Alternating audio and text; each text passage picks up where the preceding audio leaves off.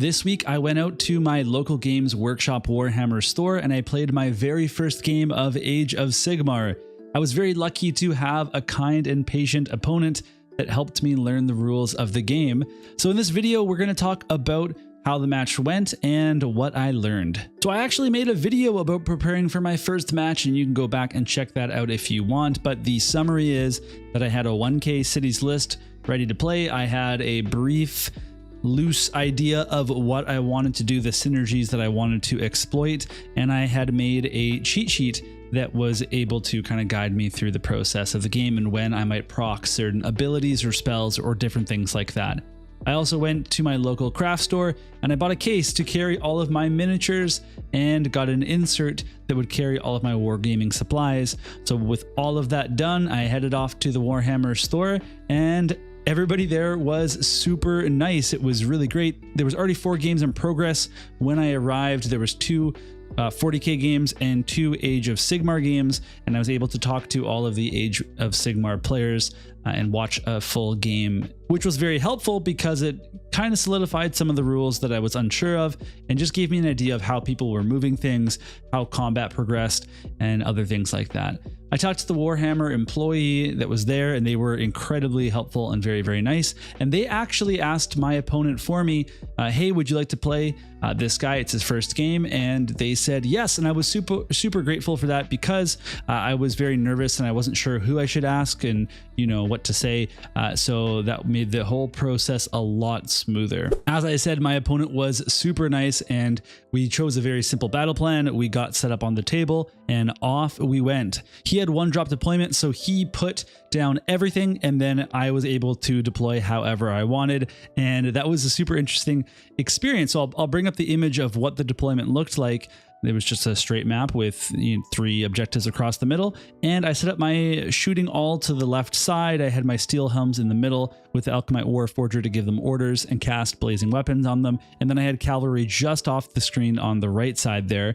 I also had my cavalier and his attendant looking after the shooting units, giving them orders, and then I had some allied in Venari Blade Lords that were quickly opposed and destroyed by some Slaaneshi Slaves to Darkness units. So I feel like this positioning, I really don't even know if it was good or what like kind of went wrong, aside from not giving my shooters enough protection in front of them. And so maybe my basic thought was that I wanted to take all 3 command points and contest them, and maybe I should have targeted 2, but this is where I'd love to hear from people that are experienced players and they can look at this and kind of say, you know, maybe you should have done something else here. So some summary and some takeaways here. We didn't play a full game because I was wiped out midway into the second round, and so basically I learned some things. So first of all, I found out how fast Slaves to Darkness can be. I actually declined the first turn because I was so worried about you know, just getting attacked by moving up and not attacking myself. I really should have taken the first turn, got some shooting off, got some abilities and some buffs off, and put myself in a good position to be able to defend, and then hopefully get the first round in the second round to be able to attack back. So that was really, you know, something that I had to work on. My Cavaliers were super fun. I was actually able to take out a group of Minotaurs, or as I learned, they were Ogroid Therodons. I fully took them out in 1 charge and sweep. My shooting was not super effective, which I'll talk about in a little bit. And while I was able to capture 2 objectives in my first turn, I put myself in a really bad spot on the left side and a risky spot on the right side in terms of how I was positioned. So things kind of went bad after that, especially with that Chaos Shrine that is moving around, the 2 hulking guys carrying it. That thing is scary. So at this point, I'd like to talk about each phase of the game and kind of my takeaways from them, and we'll see if there's things that we can learn about together, and you know, maybe people can give me some advice. But we'll start by talking about the movement phase, which went about as much as I had expected. You know, I didn't always know where to move or how far to move or if I should move at all, but you know, in terms of being nervous for it, it worked the way I thought it was going to work. My opponent was really nice and helped me out by saying like, hey, do you want to redeploy there? And I was actually able to use redeploy to pull my Cavaliers out and then charge them later, which was a really exciting play. Which brings us to charging, which was one of the most exciting parts of the game. All of my charges went off, so that felt really good, and it really kind of helped me. Like, it's one of those things where you read all these phases and you start to put it together, but then when you actually play, it feels really good. It just feels like, okay, we're like tactically, we're moving around this battlefield, and now we see the enemy and charge right in and start trading blows. It was a really cool phase. The Cavaliers were super fun to charge with. I love how their profiles upgrade when they charge. My opponent let me know that it's actually a very common thing for cavalry units. It's very cool thematically. So like I said, at one point I redeployed them and was able to charge again. And I can see why Cavalier builds are pretty strong for cities, but they seem to me like they'd probably be pretty hard to play because there'd be a lot of positioning that you'd have to do. Shooting is the next phase we should talk about. And seeing as though I had a great cannon, this should have been my favorite phase, but I actually did not get a lot of use out of my great cannon. I'm also taking the dual pistols with my Free Guild Marshal, and then I had the Fusiliers. So 3 units that could shoot, but I just wasn't really effective with it. I used my advance in formation order to keep my Fusiliers in fortified position, but then I moved my great cannon and lost fortified with it, and I really shouldn't have done that. I also shouldn't even, you know, have potentially used all-out attack on my Fusiliers when the cannon really needs that help being able to hit, because they only have the 2 attacks. They're really strong, but you need to be able to hit to get anything out of those, and that was a bit of a problem for me, which kind of will lead to maybe how I attack my army in the future using Greywater Fastness or some other tech to try to get more all-out attacks for those units. But I just realized how important that is during the shooting phase if you're going to get the most out of it. My opponent also had the 6-up ward from their Chaos Shrine, and that really nullified my shooting. There was a lot of 6s.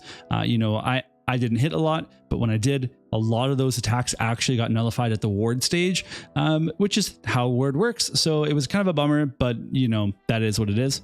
I did like having that Free Guild Marshal there to give commands and orders. I would really like to have a Fusil Major for that. I know that that's not one of the most highly thought of units. I think thematically it's one of the coolest units in the game, and so I think I was already thinking that was going to be my next purchase, but now that I've actually played the game, I'm like, oh yeah, I need this tower so that I can shoot at people from far away and give orders and give commands and all sorts of things like that.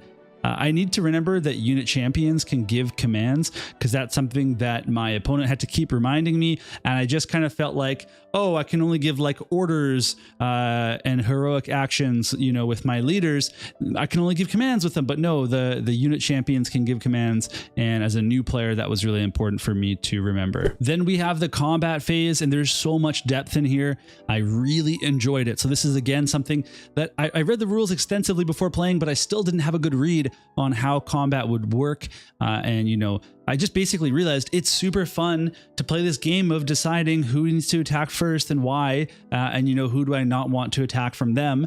It let me kind of understand as well how important mortal wounds were going to be with the blazing weapons and the steel helms. It could be so useful. However, I didn't keep my steel helms alive because I cast blazing weapons and didn't utilize it on my turn. I was positioning to then use it on my opponent's turn, and then he was able to attack first and weaken my steel helms so that I did not get a lot out of my blazing weapon spell. I also realized in that case how important the strike first and strike last effects actually are, and that made me realize how impressive the suppressing fire order actually is, because I thought like, oh, this seems kind of cool, but now I'm like, oh, this spell is good. Like, well, not spell, but order. This is a really good order. I'm going to use it literally all the time. Like however many times I can use it, I'm going to use it. So I can definitely see why reinforcing units might be really important, especially with the new 3-inch combat range that's coming in. Reinforced units like the steel helms being able to do a lot of mortals and then also just kind of survive. And you know, if you take the subfaction Hammerhall Gyra, then you can have that super buff bravery to not run away, because battle shock was pretty lethal to my steel helms. So I can see why that would be really important, but that makes me wonder how they're going to balance all of that. Like if you can take 20 steel helms and you all of a sudden have a 3-inch combat range instead of a 1-inch with their steel helm weapons? Are we suddenly going to see, you know, maybe there are no mortals on 6s that you can just distribute to units like that? I don't know how powerful that is or not. I guess people can kind of share that right now, how many steel helms often get in when they're reinforced, but I have to imagine that you're not getting all 20 in, like you're not getting 40 attacks off where you have to roll 6s for 1 mortal wound. But you know, that's still like it's still a really cool thing to kind of think about and theorize of how I want to improve my army, and I'm taking in all these new considerations that weren't even on my mind before I played a game. So let's talk closing thoughts and what my plan is for next time, because I think that there's a lot to be learned here. The map was a lot smaller than I imagined when I had like listened to some YouTube videos and they talked about movement and whatnot. Like I thought, oh, it's going to take a while to engage, but it can happen real fast. And yes, I was playing a fast army with the Misthaven movement with the, you know, Cavaliers, and my opponent was playing a fast army, but it just came together so quickly, way more quickly than I was expecting. And I definitely think that I didn't actually need the Misthaven movement shenanigans because I already had the orders that were doing it, and I don't really know how to use the movement yet with Misthaven to really take advantage of that, especially at 1k points where most of your units are getting involved right away. It doesn't seem as valuable as maybe in 2k points where you have more positioning and more models that need to get around the battlefield. So that was kind of a big realization for me. I think that next time I would go for the Hammerhall Aksha for double orders on 1 hero, or maybe I would go for that, you know, Hammerhall Gyra as I previously stated, but I still need to learn a little bit more about my army before I kind of focus in on one specific city. I also need to learn more about shooting, and that's something that I have a question about for my viewers. Is I'm kind of trying to figure out what's the best way to protect my shooters but still keep them in shooting range, right? Because line of sight, they have to be able to see, you know, they can shoot through their own unit, but they can't shoot through any other units from what I understand. So by putting a screen in front of them of my own units, am I effectively locking them out of shooting? You know, I know that it's just 1 model to 1 model for range. So if I position them a certain way, does that mean that my opponents can't, you know, easily go straight line to my shooters, but I can still shoot at things on the other side? That's where I need to kind of learn a little bit more, and I think that's going to help my positioning quite a bit. So in terms of next time for changes, I think I'd like to give Venari Dawn Riders a chance instead of my Venari Blade Lords as my allied unit. And if you're wondering why I'm taking an allied unit, it's just that's just the models that I have. I don't have any more Cities of Sigmar units to put into my army yet. So this is just what I have. I like the idea of those Dawn Riders because it gives me more mobility, but also they are a wizard and they can cast spells. So they can cast their warscroll spell is really good. It gives them mortals on 5s. They also have Ethereal Blessing for canceling out Rend, and it's pretty easy to cast with a casting value of 6. And then they have Total Eclipse as a different choice, which could, you know, it's a little bit harder to cast, but it basically means your opponent has to use 2 command points instead of 1 to cast their commands. And that sounds really, really fun. But I think I would bring them, I would choose the Ethereal Blessing as their, just as a way to like buff themselves up. And then otherwise, yeah, I just think that they're a really cool unit, and maybe they will be more useful than the Blade Lords were, even though the Blade Lords are actually pretty cool too. Okay, so that was it for my experience, and I had so much fun. I cannot wait to go back and play again.